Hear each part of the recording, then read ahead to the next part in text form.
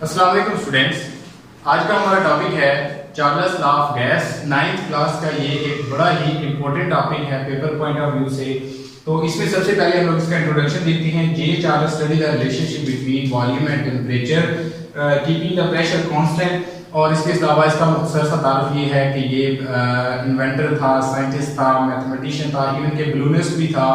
और इसमें 1802 में ये चीज़ बयान की कि अगर हम लोग लिक्विड को टेम्परेचर प्रोवाइड करें तो वो कैसे फैलता है। आइए देखते हैं कि चार्ल्स लॉ ऑफ गैस है क्या। मैं इसको लिख कर देता हूँ, इसकी स्टेटमेंट में लिख देता हूँ।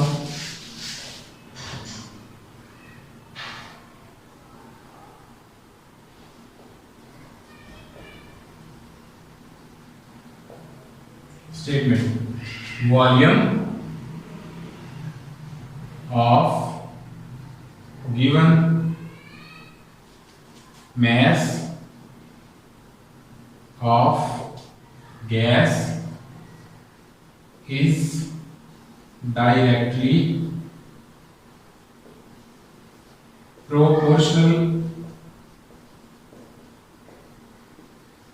to temperature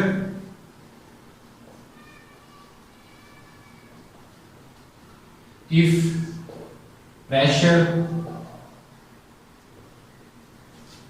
kept constant। kept constant भी लिख सकते हैं और keep constant भी लिख सकते हैं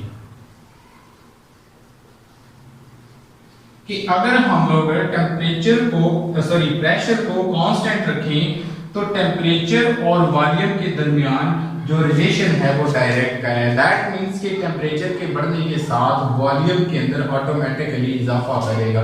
अब हम लोग इसमें ये देखते हैं कि कैसे टेम्परेचर के बढ़ने के साथ वॉल्यूम के अंदर जो है वो इजाफा होता है। तो स्टूडेंट्स इसकी जो है वो तीन रीजन है। लेट्स सपोज कि ये हमारे पास एक लिक्विड है, सॉरी कंटेनर है, इसके अंदर हम लोगों ने लिक्विड को रखा हुआ है। ये मैं एक कंटेनर बना देता हूं। अब इसके अंदर ये हमारे पास लिक्विड है, इसको जो है वो हम लोग ये जो लिक्विड है इसको मैं H2 इसको जो है वो नाम दे देते हैं।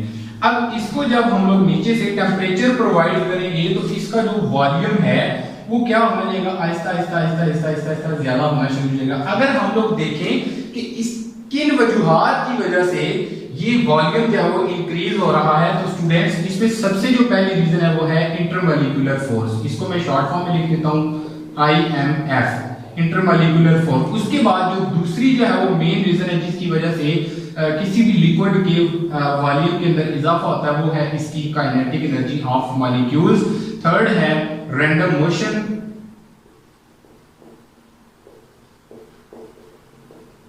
और उसके बाद है कोलिजन। सबसे पहले हम लोग देखते हैं कि इंटरमॉलिक्यूलर फोर्स क्या है। तो याद रखिएगा इंटरमॉलिक्यूलर फोर्स बेसिकली मॉलिक्यूल्स के दरमियान एक वीक फोर्स होती है। उसके बाद दूसरी रीजन है काइनेटिक एनर्जी, उसके बाद है रैंडम मोशन और उसके बाद है कोलिजन। अब जब हम लोग टेम्परेचर प्रोवाइड करेंगे तो जो इंटरमॉलिक्यूलर फोर्स दो मॉलिक्यूल्स के दरमियान अगर तो स्ट्रॉन्ग है, ठीक है, तो किसी भी लिक्विड का जो बॉइलिंग पॉइंट है वो बहुत ज्यादा होगा। ये जितनी ज्यादा कमजोर होती है किसी भी लिक्विड का जो बॉइलिंग पॉइंट है वो बहुत ज्यादा मतलब कम आहिस्ता आहिस्ता आहिस्ता आहिस्ता कम होना शुरू हो जाता है। इसकी अगर हम लोग मिसाल लें तो हमारे पास जो पानी है इसका जो बॉइलिंग पॉइंट है वो है हमारे पास 100 डिग्री सेल्सियस। अगर हम लोग अल्कोहल का लें तो इसका जो बॉइलिंग पॉइंट है वो है हमारे पास 78 डिग्री सेल्सियस। तो आपने देखा कि हमारे हालांकि है ये दोनों लिक्विड है, यानी कि पानी भी लिक्विड है और अल्कोहल भी लिक्विड है, लेकिन दोनों के जो बॉइलिंग पॉइंट है उनमें फर्क है। अब उसकी रीजन क्या है, उसकी रीजन है इंटरमॉलिक्यूलर फोर्स। तो ये इंटरमॉलिक्यूलर फोर्स मॉलिक्यूल्स के दरमियान जितनी स्ट्रांग होगी उतना ही किसी भी लिक्विड का जो वॉल्यूम है वो क्या होता जाएगा, इंक्रीज होता जाएगा। उसके बाद जो दूसरी रीजन है वो है काइनेटिक एनर्जी, उसके बाद है रैंडम मोशन और उसके बाद है कोलिजन। जब हम लोग टेम्परेचर प्रोवाइड करेंगे तो इंटरमॉलिक्यूलर फोर्स बेसिकली क्या होगी, वीक होती जाएगी। और उसके बाद मॉलिक्यूल्स की जो काइनेटिक एनर्जी है यानी कि मॉलिक्यूल्स की जो हरकत है उसके अंदर इजाफा होगा। तो जब मॉलिक्यूल्स की हरकत के अंदर इजाफा होगा तो रैंडम मोशन बढ़ेगी। जब रैंडम मोशन बढ़ेगी तो उसके दरमियान कोलिजन का इजाफा होगा। तो जब कोलिजन बढ़ेगी तो इस दौरान क्या होता जाएगा, वॉल्यूम आहिस्ता आहिस्ता इंक्रीज होता जाएगा। और यही बेसिकली चार्ल्स लॉ भी है कि volume of a given mass of a gas is directly proportional to temperature is the pressure kept constant, कि अगर हम लोग प्रेशर को कांस्टेंट रखें तो जैसे जैसे जैसे जैसे जो है वो टेंपरेचर जो है वो इंक्रीज होता जाएगा उसके साथ वॉल्यूम के अंदर भी इजाफा होता जाएगा। उसके बाद अगर हम लोग इसको मैथमेटिकली फॉर्म में देखें, मैं यहां पे इसको रेज कर देता हूं, इसकी मैं मेन हेडिंग एक और बना देता हूं। पहले सबसे हमने स्टेटमेंट लिखी थी, तो अब जो है वो हमारे पास जो मेन हेडिंग है वो है मैथमेटिकली प्रेजेंटेशन।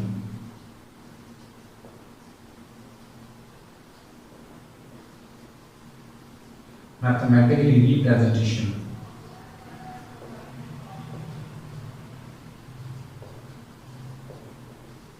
अब जो हमारे पास वॉल्यूम डायरेक्टली प्रोपोर्शनल है टेंपरेचर के,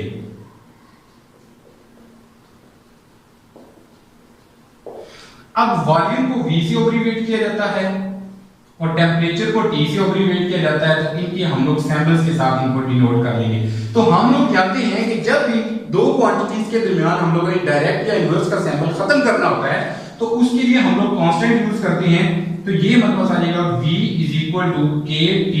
अब ये T इस साइड पे मल्टीप्लाई हो रहा है और इस साइड पे आके डिवाइड हो जाएगा, तो इसको हम लोग लिख देंगे V by T is equal to K, यानी कि वॉल्यूम को टेंपरेचर पे अगर आप लोग डिवाइड करें तो आपके पास जो आंसर आएगा वो कांस्टेंट होगा। तो यहां पे मैं एक चीज लिख देता हूं, K is the proportionality constant, proportionality constant.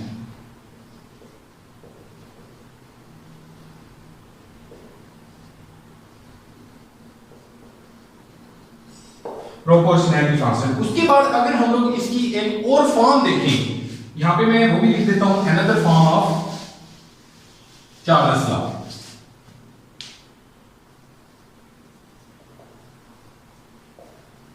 Another form of Charles law. तो जैसे जैसे टेम्परेचर इंक्रीज होता है उसके साथ वॉल्यूम के अंदर इजाफा होता जाता है। तो इसका मतलब है कि जब टेम्परेचर बढ़ेगा यहां से बढ़ना शुरू होगा वो हमारे पास इनिशियल टेम्परेचर होगा। लेट्स सपोज कि हम लोग यहां पे ले लेते हैं T1 इज इक्वल टू है इनिशियल टेम्परेचर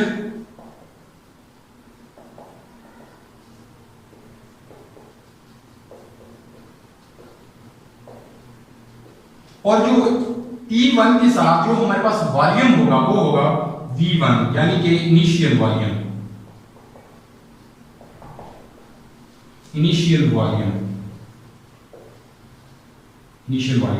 उसके बाद जब ये टेम्परेचर चेंज होगा तो ये T1 से T2 हो जाएगा, तो जो T2 होगा उसको हम लोग लिखेंगे फाइनल टेम्परेचर।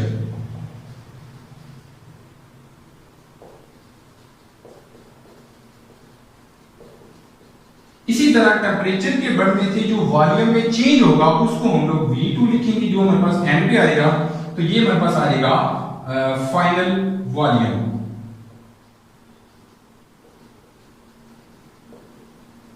तो हमने शुरू में लिखा है कि V by T is equal to होता है K। तो अब जो हमारे पास T1 और V1 है इसको हम लोग कांस्टेंट इक्वल करते हैं, तो इसको भी मैं लिख देता हूं साथ, V1 by T1 is equal to है K, यानी कि V1 को T1 पे यानी कि इनिशियल वॉल्यूम को इनिशियल टेम्परेचर पे अगर आप लोग डिवाइड करते हैं तो उसका आंसर हमारे पास कांस्टेंट की फॉर्म में आता है। इसी तरह जो हमारे पास फाइनल वॉल्यूम होगा उसको अगर आप लोग फाइनल टेम्परेचर के ऊपर डिवाइड करते हैं देन भी आपके पास आंसर जो है वो कांस्टेंट की फॉर्म में ही आएगा। उसके बाद अगर हम लोग इसकी एक्सपेरिमेंटल वेरिफिकेशन को देखें तो एक्सपेरिमेंटल वेरिफिकेशन जो है इसकी बड़ी इंपॉर्टेंट है। जब तक ये आप लोग क्वेश्चन के साथ नहीं लिखेंगे तो आपको कभी भी इम्तिहान में जो है वो पूरे नंबर नहीं मिलेंगे। लेट्स सपोज हमारे पास ये दो कंटेनर दिए हुए हैं, ले लीजिए ये हमारे पास एक कंटेनर है और इसके ऊपर जो पिस्टन लगा हुआ है वो मूवेबल है। ये लेट्स सपोज कि ये हमारे पास पिस्टन है और ये मूव कर सकता है। इसके अंदर जो लिक्विड है वो हम लोग पानी ले लेते हैं H2O। अब जब इसको जो है वो टेम्परेचर लेट्स सपोज कि इसके अंदर जो टेम्परेचर है वो हमारे पास है 50 degree Celsius, 50 degree Celsius, sorry इसका जो टेम्परेचर है वो है हमारे पास 25 डिग्री सेल्सियस। यानी कि इसको जो हम लोग टेम्परेचर प्रोवाइड कर रहे हैं वो है 25 डिग्री सेल्सियस, और इस 25 डिग्री सेल्सियस पे जो इस कंटेनर के अंदर जो लिक्विड मौजूद है उसका जो वॉल्यूम है वो है 50 सेंटीमीटर क्यूब, 50 सेंटीमीटर क्यूब। अब जब हम इसको या वो हीट प्रोवाइड करना शुरू करते हैं, यहां पे मैं एक और कंटेनर ड्रॉ कर लेता हूं। अब ये जो पिस्टन है, जैसे जैसे टेम्परेचर के अंदर इजाफा होगा, माया या लिक्विड जो है वो उसके वॉल्यूम के अंदर भी इजाफा होना शुरू हो जाएगा। तो जैसे जैसे लिक्विड के वॉल्यूम के अंदर इजाफा होगा, ये पिस्टन आहिस्ता आहिस्ता आहिस्ता आहिस्ता आहिस्ता क्या करना शुरू हो जाएगा, मूव करना शुरू हो जाएगा। तो जब यही जो है वो पानी या लिक्विड अपने बॉइलिंग पॉइंट पे पहुंचेगा, यानी कि 100 डिग्री सेल्सियस, यहाँ पे मैं टेम्परेचर लिख देता हूं, तो जब यही टेम्परेचर 25 से 100 तक पहुंचेगा, यानी कि ये जो पानी है इसका टेम्परेचर जब 100 डिग्री सेल्सियस तक पहुंचेगा, तो इस लिक्विड का जो वॉल्यूम है वो 50 से बढ़ के 62.5 सेंटीमीटर का क्यूब हो जाएगा। तो हमने देखा कि कैसे टेम्परेचर के बढ़ने के साथ वॉल्यूम के अंदर जो है वो इजाफा होता है। अब ये जो हमारे पास टेम्परेचर वॉल्यूम, ये जो हमारे पास फाइनल टेम्परेचर और फाइनल वॉल्यूम है, इसको जो वो हम लोग इसकी इक्वेशन में पुट करते हैं, जैसे हम लोग पीछे जो इसको पढ़ चुके हैं, तो हमारे पास ये कंफर्म हो जाएगा, ये बल्कि एक्सपेरिमेंटली तौर पे परफॉर्म हो जाएगा एक दफा कि क्या वाकई V1/T1 is equal to K है और V2/T2 is equal to K है। तो जो हमारे पास टेम्परेचर 1 है, इसको मैं यहाँ पे जैसे हम लोग न्यूमेरिकल सॉल्व करते हैं, इसको मैं लिख देता हूँ T1 इज इक्वल टू है हमारे पास 25 डिग्री सेल्सियस, और V1 है हमारे पास 50 डिग्री, सॉरी यहाँ पे जो सेंटीमीटर का क्यूब लिख लेते हैं हम लोग, 50 सेंटीमीटर का क्यूब। तो हम लोग इसकी वैल्यूज पुट करते हैं, V1/T1 इज इक्वल टू है K। अब V1 की जो हमारे पास वैल्यू है वो है 50, तो यहाँ पे मैं 50 लिख के, अब ये जो आपके पास टेम्परेचर सेल्सियस में दिया हुआ है, इसको जो है वो आप लोग कन्वर्ट करेंगे केल्विन में। तो केल्विन में जो है वो कन्वर्ट करने का फॉर्मूला है K is equal to temperature in Celsius plus 273, कि जो सेल्सियस पे टेम्परेचर आपको दिया हुआ होता है, अगर उसमें आप लोग 273 प्लस कर देते हैं तो वो सेल्सियस वाला टेम्परेचर हमारे पास केल्विन में जो है वो कन्वर्ट हो जाता है। अब यहाँ पे एक क्वेश्चन जो है वो बताना बहुत जरूरी है कि केल्विन के साथ मैंने डिग्री नहीं लगाई, इसकी क्या रीजन है? तो याद रखिएगा कि केल्विन के साथ डिग्री इसलिए नहीं लगाई जाती क्योंकि टेम्परेचर मेजर करने का जो एग्जैक्ट स्केल है वो केल्विन है। तो ये जो हमारे पास 25 दिया हुआ है, इसमें हम लोग 273 प्लस करते हैं, तो ये हमारे पास टेम्परेचर केल्विन में आ जाएगा 25 प्लस 273। तो जब इसको ऐड करेंगे तो ये हमारे पास आ जाएगा 50 डिवाइडेड बाय 298। इसको जब आप लोग इस पे डिवाइड करेंगे तो आपके पास आंसर आएगा 0.167। इसी तरह आपके पास टेम्परेचर जो है T2 इज इक्वल टू है 100 डिग्री सेल्सियस, और आपके पास जो V2 है यानी कि फाइनल वॉल्यूम है वो है आपके पास 62.5। अब आपको यहां पे आप लोग लिखें V2/T2 is equal to K। तो आपके पास V2 है 62.5 डिवाइडेड बाय 100 प्लस 273। तो जब इसको आप लोग इसमें ऐड करेंगे 62.5 डिवाइडेड बाय 373, तो इसको जब आप लोग इस पे डिवाइड करेंगे तो आपके पास आंसर फिर भी वही आएगा जो कि हमारे पास V1/T1 की जो उसको सॉल्व करने से आया था 0.167।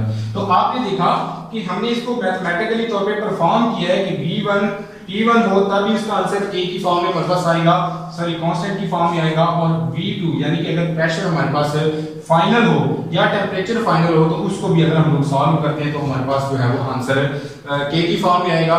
तो स्टूडेंट्स, आज का लेक्चर जो है वो इख्तिताम पजीर हुआ। अपना और अपने गिरदोनवा के लोगों का बहुत सारा ख्याल रखिएगा। अल्लाह हाफिज़।